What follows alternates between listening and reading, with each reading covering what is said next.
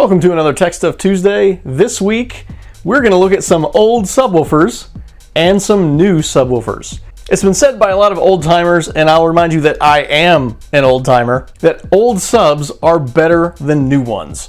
So naturally, I went to my stash and I found some of my old subwoofers that I've had for a very long time. This one, in fact, I still have the receipt for. 1993, I purchased this brand new for $40. And to put that in perspective, in today's money, that's about $75. So this, by today's standards, would still be considered entry level, but it is kind of a normal price for an entry level 8. This kicker, I'm not sure exactly how old it is, but it's very. I don't know the exact model number of it. I don't know how old it is. I suspect it is around the same time as this one or slightly older. So these are kind of a good comparison to each other for the era. This Pile 8, I'm not exactly sure even where I got this from, but I do think it's from the early 2000s. The RE8, this one, I picked up brand new around 2003, 2004 era. This kind of revolutionized 8s for a lot of people. They all thought that they were going to be kind of like these and they wouldn't play low and they couldn't get very loud. And this kind of changed all that. This has a very low FS, right around 30 hertz. They wouldn't take a ton of power, but they did sound very good. They played very low, and you could actually get these pretty loud. Now, fun fact, if you still have one of these, if you take this Resonant Engineering sticker and just peel it right off, you're going to see where it says Clarion inked into the motor. These are just rebadged Clarion. This was around $60 around that time that I purchased it, and like I said, around 2003, 2004. And then we have the X8 8. I remember I got these extremely cheap. I don't remember how much they were, but they were cheap. I actually used these in SPL competition for a season. And this is going to be around the 2004 area as well. So we're talking 15 years old. It's still considered old. And then we have our modern. This is our Sundown Audio X8. So this guy is quite a bit heavier, quite a bit bigger. And we're going to look at everything that's different between these, how things have changed, and why one would be better than another. So on all these subs, we've got different coil sizes. We've got 2-inch on these, 1.5 on these, 1-inch on this, and 2.5 on this one. So obviously our power ratings are going to be quite a bit different between the coil length and the coil diameter. But if we're not looking at power ratings, because remember, a power rating is not a measure of how loud it can be or the quality of the sound or any other factor other than the power handling, how much power you can put on it. Now we can look at these spider sizes. We've got 5.5, 5.5, 5, 5.5, 5.5, and 6-inch spiders. So this is the one that's just a little bit smaller on the spider, even though it has a similar surround size as the MTX Terminator. Aside from the spider diameter, we've got a lot of similar things between all of these. So how would they be different? Well, the actual X Max itself. On the kicker, that's all we have. It's about maybe 4 millimeters. It's really not much. Now remember, this one, the spider is only a 1/2 inch larger. The surround is approximately the same size shape, but this one can move a lot more. So realistically, between these two subs, this one probably going to sound better, probably going to be louder. But remember, they're from the same era, so we can't say new versus old, which one's better. This guy over here, we've got about the same or maybe just a little bit more throw than the kicker here. The motor is obviously much larger. The spider is a little bit larger. These two may be slightly comparable because we do have maybe around 10 years apart between them. So these we can compare between new and old, even though this is still way older than this one. Remember, we're talking 26 years old on this one. This one is going to be about the same age or maybe even older. So this one was a bit of a game changer, as I mentioned. This one also has a good amount of throw. This really was one of the first high throw 8s that was out there. So again, this one is still about 15 years old, but we had a rapid change of technology. I would think 15 years apart between these. While this is old to some, it's not as old as what the people are saying for old school is louder. This is the area of where they're talking about. Then this guy, way more power handling, way more throw. We're talking 19 millimeters one way. That's 3/4 of an inch in one direction. Way bigger motor, a lot more motor force. You would expect this one to outperform all of these. And if you're just physically looking at these and you're saying, well, older stuff is better, you're literally comparing this to this, and you're saying this is going to be louder than this. So just as a visual aid, consider that. Now, another point that I've seen brought up is efficiency. Being more efficient means that you're going to get more output for the same power. And this one, you would have to put way more power on to get the same result as one of these. So I already did a video showing how the sensitivity rating was not accurate to how loud something would be. I compared all of those, showed the result on the bench in free air and in an enclosure, and compared the actual reading numbers from the specs that I took on the same machine on the same day, and show that that did not match up. And there will be a link to that video at the end of this one if you want to check that out.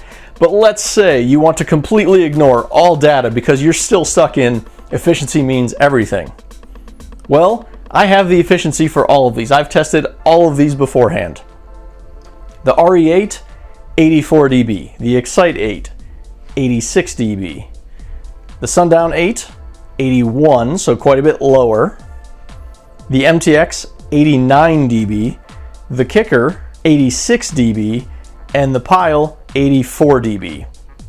So if you're going off of all those numbers, you're saying that this Kicker that's 86 dB efficient is going to be 2 dB louder than this RE8, which we can test and find that out, and 5 dB louder than this Sundown 8, even on the same power. This MTX 8 is 89 dB, and this Kicker is 86. So even the same era, you're saying that this one is going to be 3 dB louder than this one. Now, one reason why that may be possible, remember, this one's only got a few millimeters of throw. This one has quite a bit more. We're actually using all of it. So an actual displacement, we're both dealing with 8s. This one has quite a bit more throw than this one. Therefore, this one has actually more displacement than this one. That displacement should equate to more output. So while that sensitivity number is 3, again, we can test this and find if it's actually more than that. I would not be surprised if this was more than 3 dB louder for a given power level, not just because of displacement, but because of the QTS and other parameters that are happening between these two subs. There are a lot of factors that determine which one is louder. You can't go off of sensitivity alone, as you'll see in the other video that will be linked at the end of this one. So from a build quality standpoint, we have stamped baskets all the way around, except for this one. That's a cast basket. Yes, the sub costs a lot more, but that's part of evolution of speakers. Better build quality materials. They're going to last longer. They're going to be more durable. This will actually support the massive motor that's on it, where these don't have that requirement, so they can get away with using a stamped basket. Now, I know what you're thinking. All of these numbers are here. You're speculating on every single part of this, so we need to test that. And that's coming in part 2. But wait, there's more. I know what else you're thinking. You're thinking something is missing here. We're missing the big sub. And at the time, in 1999, when I purchased this Orion HCCA 12, we're talking 20 years ago, this was one of the biggest and baddest subs you could possibly buy at the time. 3-inch voice coil, 1200 watts. This was the big guy, and I used this daily for probably a year or two. So clearly, this is what we were missing, because you're thinking all the other 8s were mostly entry level. You know, the biggest thing you could buy still wasn't that big. Well, this was the biggest thing you could buy, and it has 8-inch spiders and quite a bit of throw and a 3-inch coil. The sensitivity on this sub, as tested by myself, 86 dB. So remember, this is still an old-timey sub. Maybe not as old as some of you might be thinking, but I keep hearing I had two 12s and 1,000 watts and I did 9 million dB. The problem is all the modern meters read 7 dB or more lower than the meters did back then. This sub was from an era still reading on those higher meters. This was before the TermLab sensor. The sensors from TermPro and Audio Control, they both dropped 7 dB from most mic meters. There's a lot of variance in those. Sometimes they read extra high, but on the whole, generally about 7 dB or so. So this is still from that era. A lot of people use these in SPL. So what does that compare to? Well, let's fast forward a few years. This one is the Funkin Audio Sl. Now, this guy, by the specs, is probably better suited in a sealed enclosure. They did have a sealed imported spec for it, but we're talking 8-inch spiders, around the same power handling. You can tell the motor is not as big as the HCCA. It does have a 2.5-inch coil, but this guy was from around 2006, 2005, 2006, that era. So we went forward, and the efficiency on this one is 79 dB. So it did go down, but it's not an exceptionally strong sub. The QTS is 0.61, so this really would just be a more efficient sub if the motor was stronger. It'd have a lower QTS, it'd be better for ported. But in this case, I think it's just a better sealed driver. So again, we can't really look at sensitivity as one whole package because of the next sub. Our Lowballer 12. This is a current model in 2019. So we're talking 20 years apart from this sub and the Orion HCCA that we saw earlier. Now, the HCCA from earlier, I think I paid around $300 for that back in 1999. That's around $450 in today's money. This, however, is a $200 sub. It is less than half the price. However, we have a lot of the similar specs. We do rate this for 750 RMS. While the HCCA does say 1200 watts on it, if I recall correctly, that was actually 600 RMS, 1200 peak. I can't validate that for sure, but I think that was the case.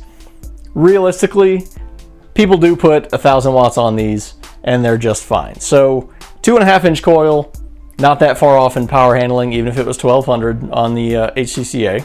But we have cast frame. We have a pretty sizable motor. We have similar sized spiders.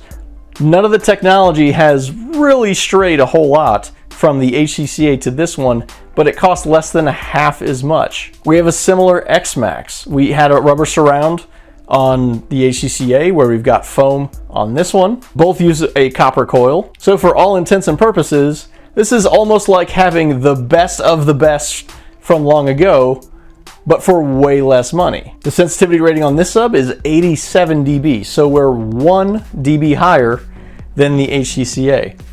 Now I know you're thinking, this isn't a fair comparison. The HCCA is a much bigger sub. It was the head of its time. Well, let's get a side-by-side then. As you can see here, they're really not that different in size.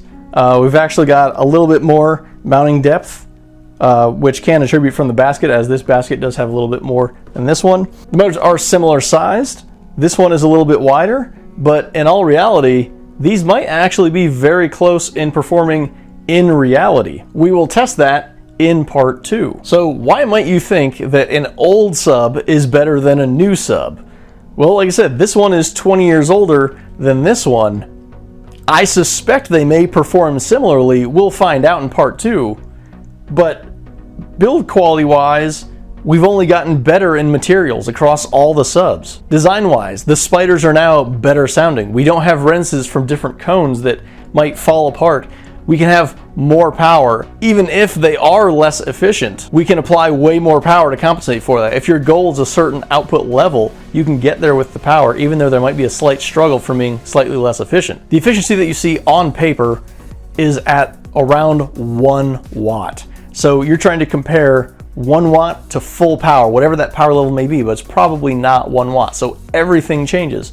And you got to remember, if this suspension is loose enough to have the displacement increase over another sub, even though it has a lower sensitivity rating, it can displace way more air, maybe even double, so where it can be 3 dB louder for having the same or lower sensitivity rating. You can tell from looking at all these side by side, the old stuff versus the new stuff. The new stuff is just better. The technology is better. The materials are better.